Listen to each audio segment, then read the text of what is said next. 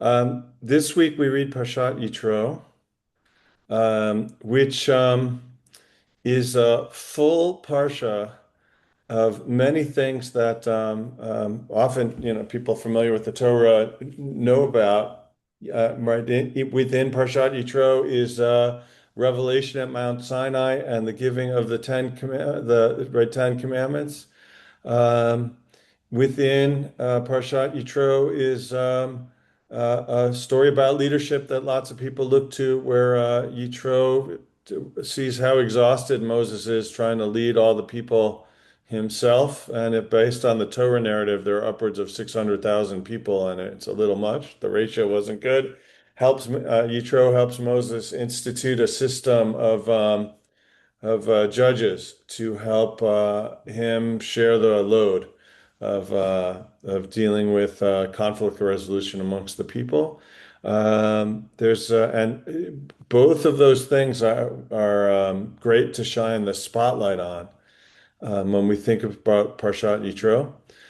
There's other things too. Your favorite might not be even in what I just mentioned from what's in this Parsha. And I'll have to say, every time that I read Parshat Yitro, my attention gets distracted by the opening psukim in the first aliyah, even before each of those two stories. And that's what we're going to focus on today.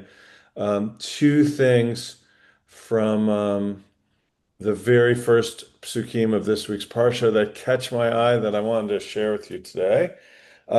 Both are about role modeling. One is a positive example, one is a negative example. And for me, anyways, each has a little element of surprise. And We're going to look at those verses and I'll share a little bit about what I take away from them. And then I hope today we'll have time at the end for questions and discussion about the things that I raised. That's always my goal. That's my goal. Some of the time I hit it. I'm going to work hard today because I want to hear what you have to say about what's here. All right, I'm gonna share my screen. I don't have separate slides today. Oh, let me do this. Before I share my screen, I'm gonna put in the chat the link to Safaria where these verses are. That way, you could follow along on the screen share, or you can go to that link. It'll bring you to these verses that are here in Parshat Yitro. Okay, so here we go. Let me take you through it. We are after Exodus from Egypt, after leaving, crossing through the Red Sea, right? That was last week's Parsha. The Israelites are into the desert, freed from bondage, freed from the Egyptian and the Egyptian threat. And we open up this week's reading by hearing that Jethro, the priest of Midian, Moses' father-in-law, heard all the good done for Moses and for Israel, God's people, and how the Eternal had brought Israel out of Egypt. So word gets to Midian that the Israelites are free.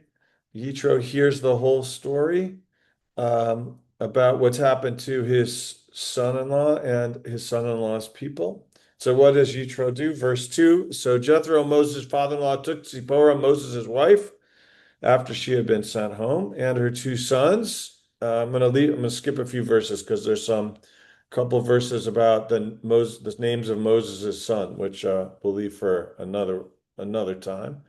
Right, if you remember in the plot, when Moses fled from Egypt, um, spent some time with Jethro, where he met Zipporah, who he married, and they started a family. Zipporah was Jethro's daughter. When Moses went back to Egypt to free the people, he left his family with his father-in-law, so they would not be in harm's way. So Jethro takes his daughter and his grandchildren. I'm going to skip over the names, and we're going to go here to verse 5. Jethro, Moses' father-in-law, brought Moses' sons and wife to him in the wilderness, where he was encamped at the mountain of God. So he travels, he somehow knows where Moses and the Israelites are. He finds them. As he approaches, he sent word to Moses. Verse 6, I, your father-in-law, Jethro, am coming to you. and your wife and her two sons, right? He sends messengers ahead to announce his arrival, so Moses will know, so there's no surprise that they're coming. And here we go, verse 7. Moses went out to meet his father-in-law. He bowed low and kissed him and asked, and each asked after the other's welfare, and they went into the tent. And then we go into work, verse 8. Moses then recounted to his father-in-law everything that God had done to Pharaoh and the Egyptians for Israel's sake, all the hardships that had befallen them on the way, and how God had delivered them. Um, it's a beautiful scene in many ways about the reunion between Moses and Jethro.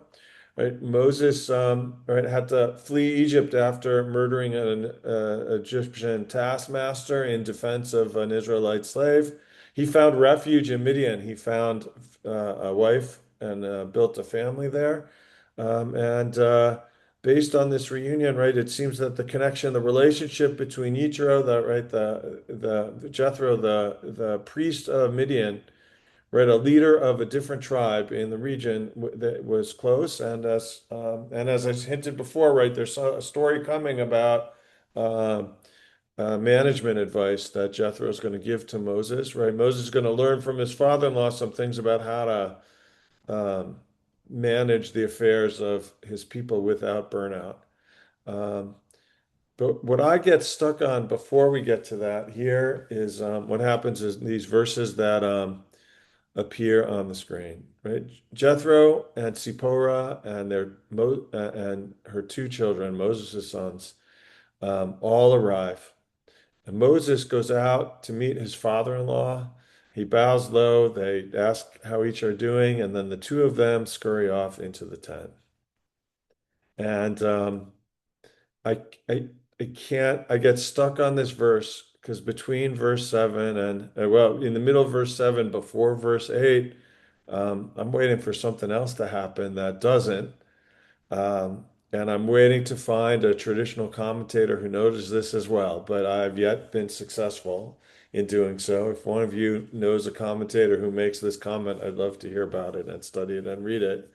Um, but it strikes me that here's a place where Moses makes a misstep. That every time I read this Parsha this week of the year, I can't help myself but to call out for us. Moses, yes, is in the midst of a busy time for the Israelites and his leadership. And yes, he has what to learn from and talk to his father-in-law, who has a similar role about. Um, but the Torah says nothing about the reunion of Moses and his wife and Moses and his sons. And here's Moses, right, leading the people um, off at work, right? He was on a he was traveling for business back to Egypt and then through the desert to God's mountain. He hasn't seen his family in quite some time. Um, and when Moses goes out, I have no problem with the fact that he meets up with his father-in-law and bows down to give him honor and kisses him and asks how he's doing. But he forgets to do that of his wife and children before he goes back into the office, which is in this case the tent, right, to confer with his father-in-law about what's happening in the future. Um, and yes, the Bible comes from patriarchal times where, right, women and children had different roles than they do in our society today. But we know from the stories of Genesis and the stories from the rest of the Bible that family life is part of the tale of our biblical ancestors.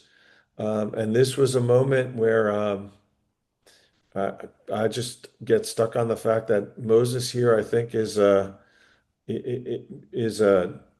is showing us an example, but not an example that we want to emulate, an example that we want to avoid.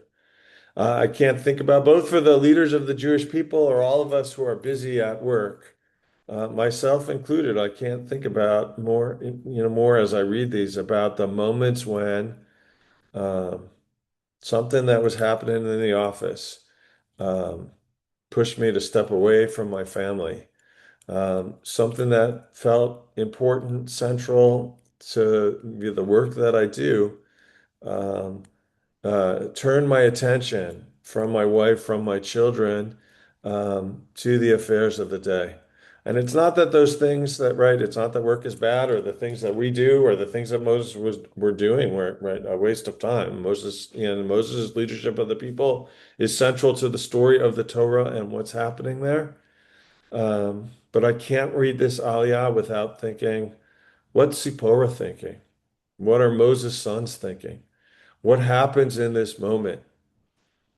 Now, sometimes the Torah in it as a piece of literature zooms in on the scenes it wants to tell us about and doesn't tell us about what else is happening. So it's possible that, and we could imagine, and I wish there was a midrash in which the rabbis imagined, um, how Moses also greeted his wife and greeted his sons, and they took a moment themselves in their family tent to have a meal, to share stories, to greet each other, to hug, to embrace, to laugh, to cry, to get back together before Moses went back to the office. Um, but the scene that I'm looking for in this first aliyah um, is missing from the text, and I get stuck on that each and every year as we read Parshat Yitro. So that's scene number one that I want. That's moment number one here that I want to call out. The moment number two is not so far after it, and here we see a positive role modeling, but also there's a little surprise way to this. So here, let's go zoom into the tent. Moses recounts, verse 8 here. Moses recounts to his father-in-law everything God had done to Pharaoh and to the Egyptians for Israel's sake, right? So Moses tells the story of the Exodus from Egypt, right? The story that we've read over the last 17 chapters of the book of Exodus. Moses recounts to his father-in-law, and he tells them what happened to them on their way and how God had delivered them. And verse 9, Jethro rejoiced over all the kindness that God had showed Israelites in delivering them from the Egyptians. Right? Moses tells the story. Jethro is happy, shares that happiness at the story. And here is how Jethro responds. Verse 10. Jethro says, right, Baruch Adonai asher hitzil etchem miyad Mitzrayim. Blessed be God who delivered you from the Egyptians and Pharaoh, and who delivered the people from under the hand of the Egyptians. It seems the commentators here say Jethro is saying, bless God for delivering you the first time from Egyptians and Pharaoh, meaning Moses and maybe Moses and Aaron, who not just suffered right under servitude to the Egyptians, but had direct encounters with Pharaoh, and delivered the people as a whole from under the hands of the Egyptians. And then Jethro goes on to say, now I know that God is greater than all gods. Yes, by the result of their very schemes against the people, right? What does Jethro say? This shows that God, the God of the Israelites, is greater than all gods, and God was able to, it was even stronger than the might of Egypt. Um, and Egypt's gods might you could infer into this verse. But he bursts out this way. So I want to note, I read part of this verse in Hebrew, right? Because it says, Baruch atah asher, right? Jethro says his words of gratitude are in the formulation that we still use today of a blessing. It's one of the first, it's not the first, but it's one of the first times I write Baruch Adonai that appears here, right? Bless God, right? We have a few other instances earlier, but it's an early instance of this. And in fact, in the Talmud, when the rabbis are talking about in response to miracles and wondrous things that we say, we're supposed to say a blessing, and their source for that is this verse. So the source of some of our blessings and responding to what we experience with the blessing comes from the behavior of Jethro. And I want to note like what his response is here. He blesses God for right, the Exodus from Egypt, and he expresses a knowledge from that, right? Knowing about this story, he becomes aware that God is stronger, bigger, greater than all the other gods of all the other peoples. Um, and why I think this is noteworthy is because it is in comparison with the response of the Israelites to the journey that they're on, and not just knowing the story of the Exodus, but actually living through it. Throughout the book of Exodus, at many moments, despite the miracles that God performed for them to free them from bondage, to get them out of Egypt, to provide for them in the desert, we know there are many, many, many stories of the Israelites complaining. We don't have enough food. We don't have enough water. It was better for us in Egypt. Why, Moses, did you bring us to die in the desert? Let us go back to slavery before. Um, the struggle of the Israelites in the book of Exodus, as the Bible depicts it, is um, no matter what God does for them, they can't seem to embrace God fully the way the Bible, or maybe God in the Bible, wants them to. And here in these two verses, Yitro provides the model response. I think it's interesting here, right, that right what the things that Jethro is saying in these verses are the things that both Moses and God want the Israelites to say throughout the Torah, and it's hard for them too.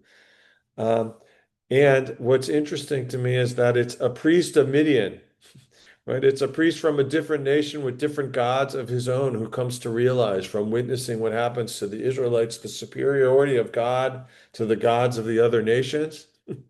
And Jethro himself declares that God, the God of the Israelites, is greater than them all and deserves recognition for all that God did for the people. And the people have been able to notice that and see that.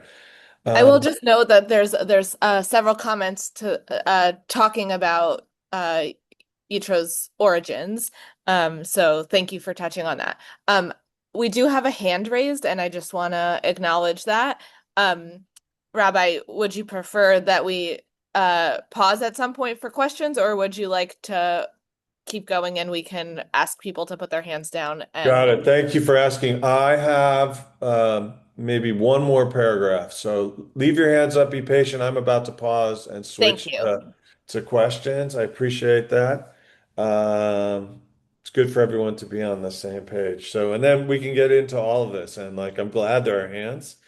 Um, so here's the last thing I would say about this, and it's something I would say as a, I hope, one of the things I believe about the audience here, people are here because they're readers of Torah, they're readers of the Bible. And this motif that we see in Parshat Yitro of um, someone from outside of the Israelite people providing a model response um, that um, the Bible or God or other leaders in the biblical, within the Bible might wish that the Israelites had done. We see that in a number of places, that it's not the Israelites who respond to God the way they should. The model believers in the Bible are often from outside our people. Um, I'll just to name, right, not every time, right? There are characters from outside the people of Israel in the Bible who are enemies of Israel, and there are neutral characters as well. But ultimately, we'll see this summer Bilam, the prophet, who's hired to curse the Israelites, is unable to do so and ends up with words of praise. If you read on past the Torah into the book of Joshua, Rachav, who is a resident of the land of Israel, who helps sneak Joshua and some others into the land during the time of conquest, also makes statements appreciating God and what God has done for the people. And I think it's a really interesting literary motif and theme in the Bible that sometimes it's the person outside of the Israelites who doesn't have direct experience of God or direct experience of what God has done for the people, whose eyes are open to recognize what God has done and provide for the readers of the Torah, for the readers of the Bible, the ideal response, rather than someone from within. And I think that's interesting to note, and I'm interested to hear what you think about both of these things. So I'm going to pause here. Um, and thanks for bearing with me, those who had questions earlier on. But I know I cannot open up Parshat Yitro without noticing these two things. And because of that, felt compelled this week as I drew Yitro to share them with you. All right. Mara, will you help? You Yes. sort of been tracking what questions are out there and Yes. what's Let's go to right? Lisa. Okay, great. Thanks. When mentioning Moses' wife and the two sons, I'm curious why in 18:6 it says, with your wife and both her sons, with her. Why not your sons? Uh, um, got it. That's your calling out. That sort of emphasizes, right? It's so I say this. There are lots of ways to read that. Thank you for calling that out. Right, the sons are identified as her sons, not their sons. Right? We know, right? Moses' sons are attached to him, like in terms of the Levites, and that as we, in genealogies later, when you look at the sub tribes of the Levites, like they're listed there. The way that verse is phrased, I would just say for me, it echoes the challenge that I brought to the text. Moses has been away for a while. These sons are identified with their mom, who's the one who's been with them and raised them. And it shows a distance between Moses and them. I saw a comment just came in to say maybe they're her sons and not his sons. Um, but there are, we'd have to go back and see, there are, right, the Torah treats them as his sons in other places. But for me, that attribution of the sons to her just strengthens what I see in the text about how Moses seems not to have the time of day for his family, just for his father-in-law, and then he's straight back to the office. So thank you for raising that. I appreciate that. Great. Thank you, Lisa. We'll go to Julius and then Jay. All right. Hi, Julius. Nice to see you. Hello. I read like all of Exodus 18, and it's a really good chapter. How can I say this? You not only see the family dynamic, but you also see where he takes advice. Moses takes advice from his father-in-law about leading the people. And I mean, it just brings tears to my eyes to know that, even the greatest leaders need mentors. Hmm. Thank you And so that's much. all I have to say. Yeah, Thank thanks for that, Julius. What I love about, I'm not the first one to point this out either, but what I love about the Bible as a whole is that, right, the heroes, the leaders, the people who are role models all have flaws or all need advice or all need someone else to help them. We don't have perfect models in the Torah. And they make mistakes, they show emotions, they make decisions about work, family, other things that religion that are sometimes questionable. And to me, that humanizes them and makes them accessible models. They're not up on a pedestal and unattainable, right? Even the greatest of biblical characters has some struggles and things they have to overcome and needs the help of others. Thanks. Thank you. We'll go to Jay and then Jack. So many J names.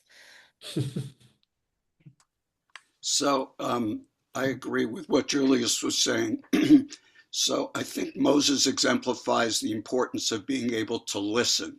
He's slow of speech, but he's able to listen. He's able to listen to God at the burning bush. He's able to listen to the advice of Yitro. And I think that's something we all could benefit on working on, listening. Um, that's what I was thinking. Yeah, that's a nice theme. That's a nice theme, and I like the contrast of right. We know the Torah reports that Moses was slow of speech, right, and he leans into other attributes. And there is modeling for listening today. That'd be a great study of this parsha as well. Thanks. All right, Jack, I think you're next. Yeah, I'd like to make a statement and then ask a question.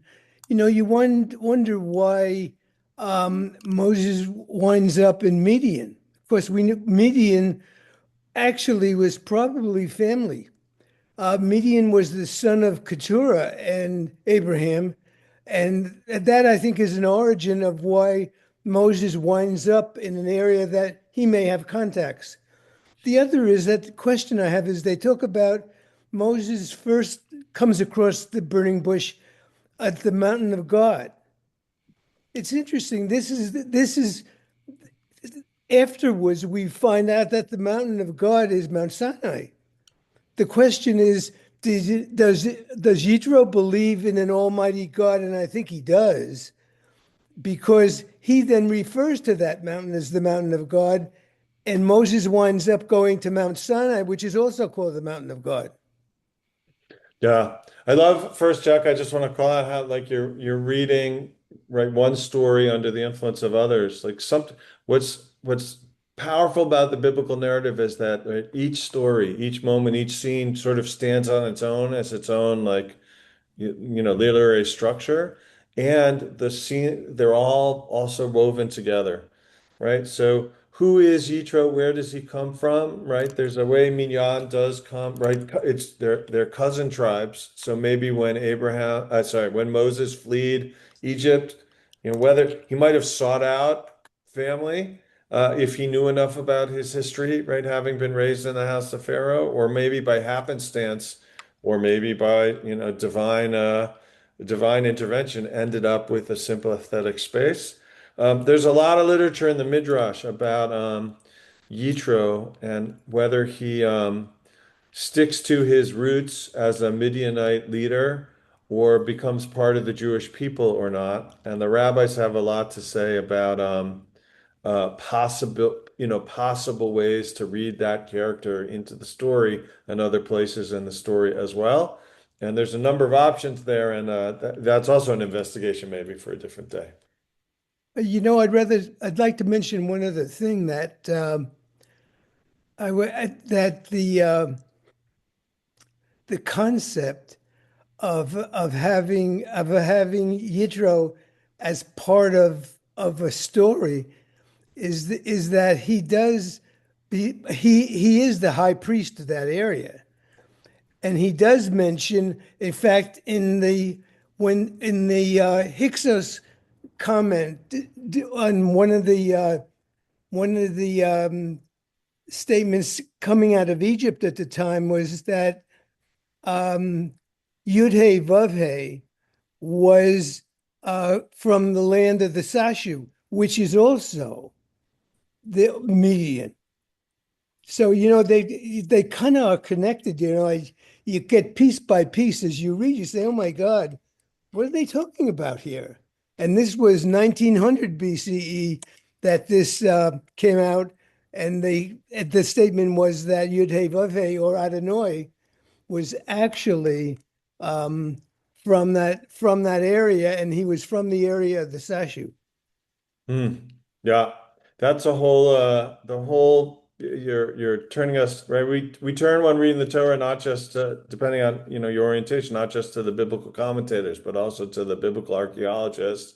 And it's amazing with the handful of ancient things that we have, like the connections that we see and what conversations come from there. Thanks, Jack. Thank you, Uh, Jack. Um, Allie, we'll go to Allie, who's had your hand raised, and then Dina and Andrea. And I hope that no one's hearing the construction outside. Um, my question is kind of about like what they were talking about before about the archaeological record. Is the Tetragrammaton, like Hashem's name, has been found in the Midian region, and I was just wondering if there were like conversions that were happening at that time. First, thank you for that. I want to say I'm not a student of biblical archaeology, so we're veering a little outside my direct area of expertise.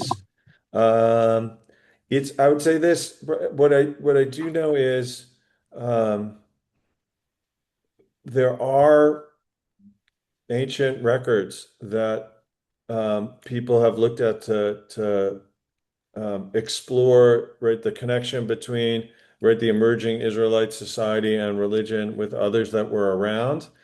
To where your question went from that to do we know about conversions at that time? Like we know very little about right the ancient world that goes back, right? The ancient world that was there during the time that lines up with the biblical narrative The few things that we have, we try to extrapolate a lot from and try to compare it to the Bible, where we can. But it's hard to talk about, evidence from society than to know what went on.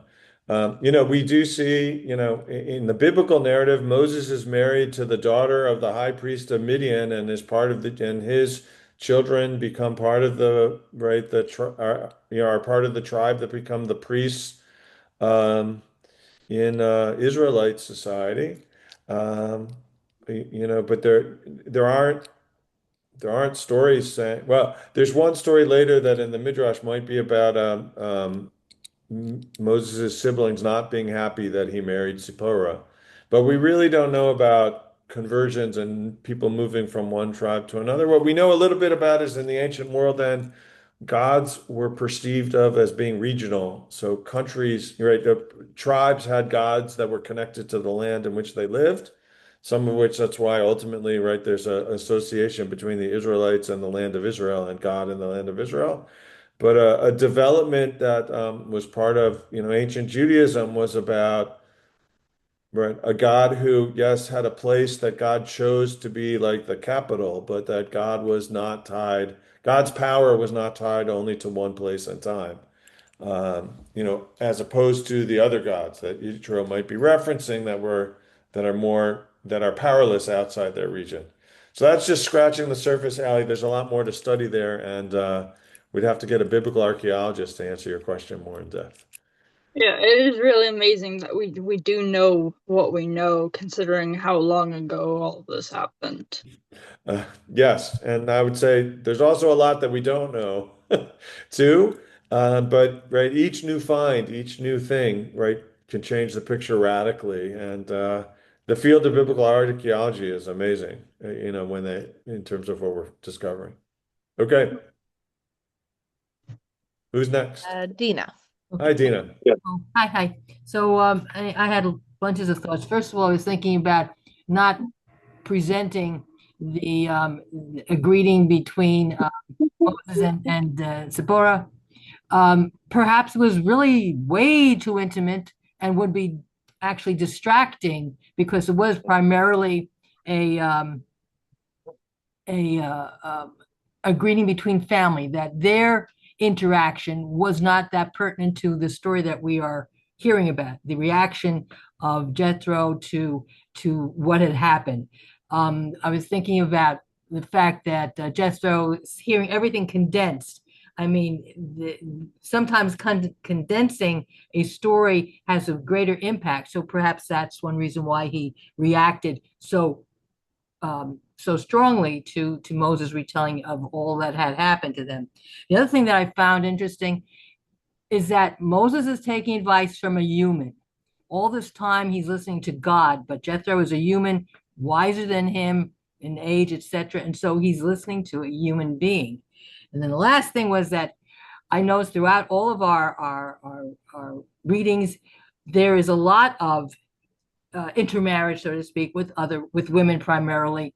And we're smart because, inbreeding, we breed too much with each other. You're going to have problems. No first cousins. So taking wives from other tribes, other areas, also proves that we really truly are a multitude of nations and not just Israelites. Because Uh, David, think of all these people who came from other countries. Okay, that's it. I'm done. that's terrific, Tina. Those were great. Thanks I would love to respond to all of them, but in interest of time, I'm going to just pick one. But I have equal things to say about all of them.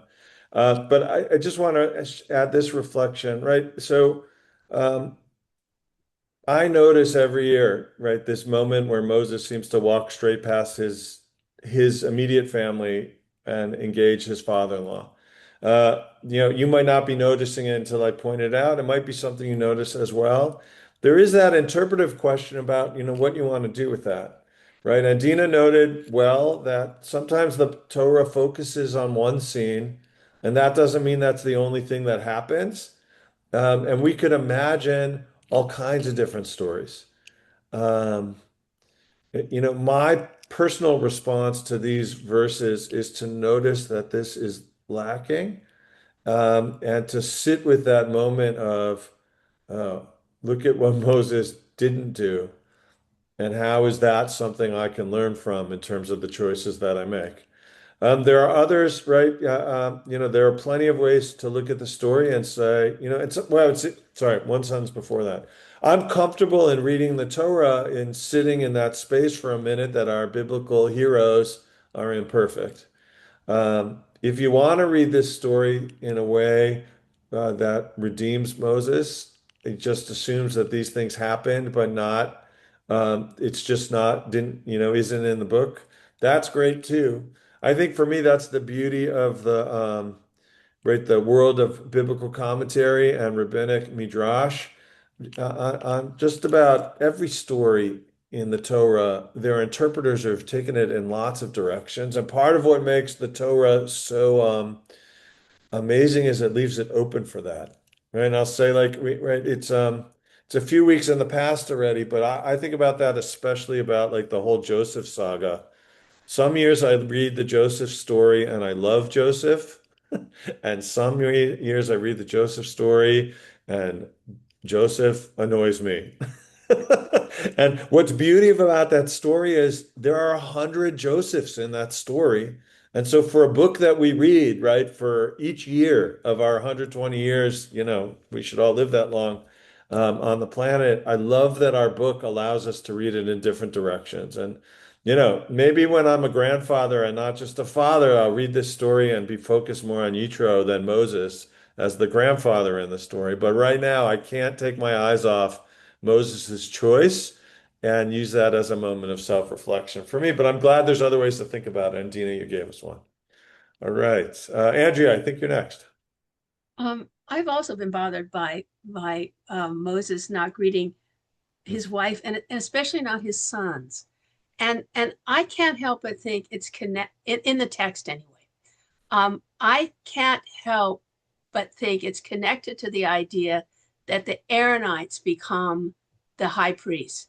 If mention was made of Moses's son, you would expect them to become the high priest. After all, they're the sons of the leader, and Aaron is kind of a chump in a way. He has a role, but it's not, it's very supportive, and he's kind of a surprising person to become Mm. the high priest, and then his sons to follow, and I think if I can't help but think the redactor took out any of that stuff so that we wouldn't wonder why Moses' sons didn't become the high priest. Mm. Yeah, there's a lot to wonder about how it got here. We'll certainly have time after we get through Mount Sinai and its aftermath. We're going to focus on the building of the tabernacle, and then the whole next book of the Torah is about sacrifices. We'll have time to think about the priesthood, why it fell to Aaron and not Moses, right? Why the political leadership was separate from the religious leadership, if that was good or not. It should have been Moses' kids or not. There are lots of questions there. Love that comment. Thank you for that. All right, who's next? Natasha. Are you able to unmute, Natasha? There we go. Great. Hi, sorry, I have my video camera off. I have to. No worries. So I've come across, I guess it's a commentary really, but a number of times that in the book of Numbers, when I guess it's when Miriam and Aaron are complaining about Moses, and the text tells us that it's because maybe it's because his wife his Zipporah is a Cushite, but also that Moses had chosen celibacy. And I wonder if that could tie into today's question about wondering why we don't hear about him greeting his family. Are you referring to a specific place about Moses and celibacy? Yes, it's in Numbers 12:1. I'd have to It go doesn't back. actually say that. This is interpretation by others, but Got I've it. just always been curious about it. Yeah. I mean, we'd have to go back. there are stories about the birth of Moses and sons to look at, right, in the Torah. I haven't heard that interpretation, um, particularly that Moses chose celibacy. But some of the theme, this week's Parsha, anyways, as I read it, right, it doesn't show a warm family reunion of people who haven't seen each other for a long time. And in Hmm. fact, we don't, right, Sipporah is not a major character in the Torah. And while Moses' sons, right, are heads of tribes of the Levites and get assigned roles, right, it is Aaron's descendants that become the high priests.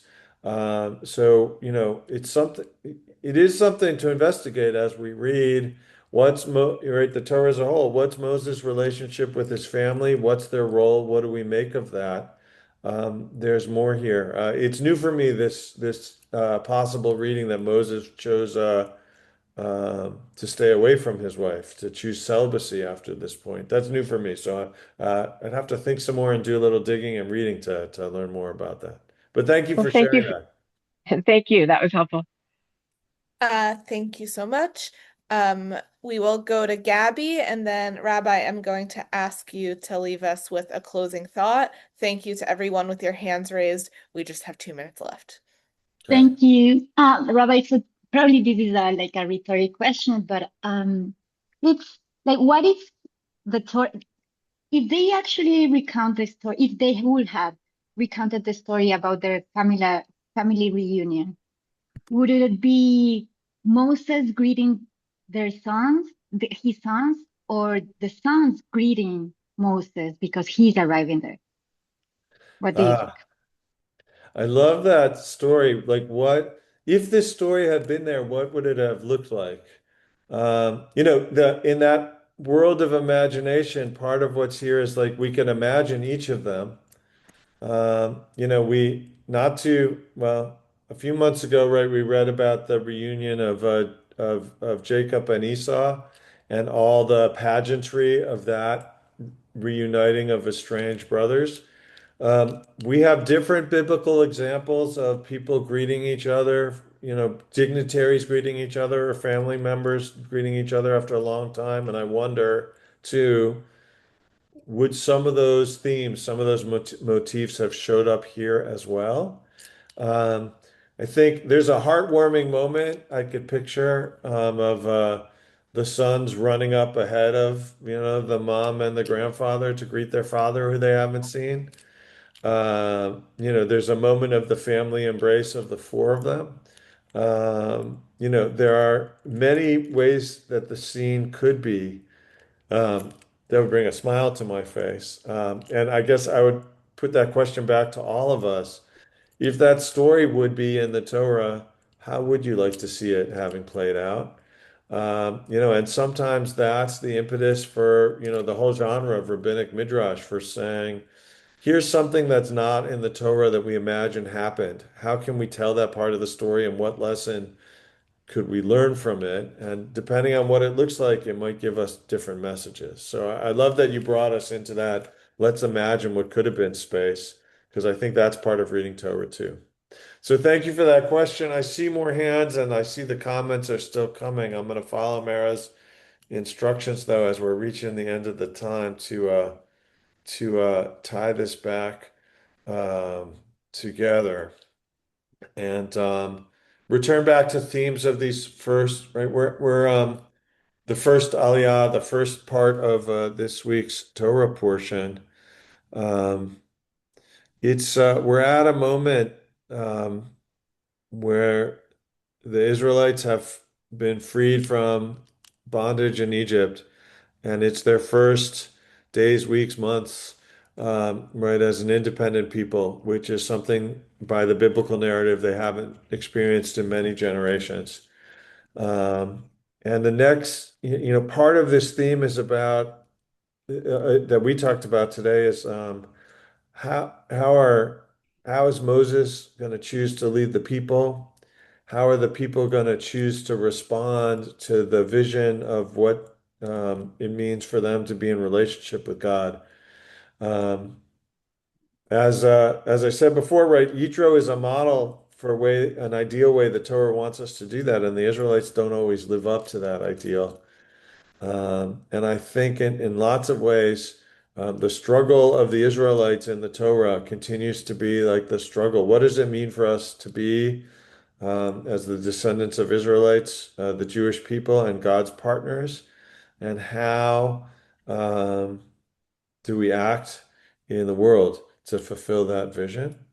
And as you read ahead in the Torah, I hope the Torah continues to aspire you to raise good questions and ultimately to help you find a path of meaning so that you too, like Yitro, could come to find, experience God's power in the world and feel confident that you're stepping forward on the path that God wants us to walk on. So, Thank you, Rabbi. Thank Shabbat you all Shalom for to being everybody. here.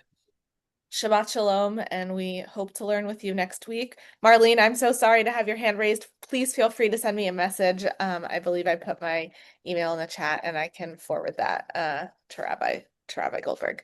But thank you for now, and bye-bye.